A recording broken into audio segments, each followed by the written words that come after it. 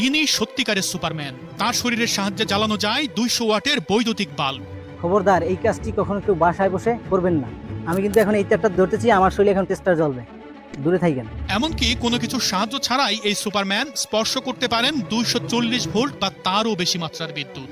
এই ওরগা কিন্তু এখন চলে, টেস্টার চলে। এখন যদি আমি হাত দিই কারোর কাছে, তাহলে আমার শর্ট করবো।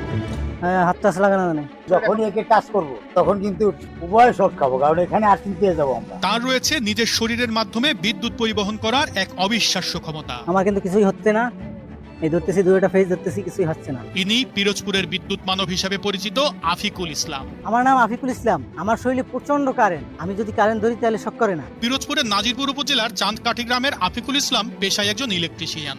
ইলেকট্রিকের কাজ করার সময় তার দরকার হয় না আলাদা কোনো সুরক্ষা। তারে বিদ্যুৎ থাকা অবস্থাতেও স্বাভাবিকভাবে খালি হাতেই তিনি করেন সমস্ত কাজ। দেখতেছেন আপনারা, এখানে বিদ্যুৎ আছেই, দেখতে পাচ্ছেন। আমি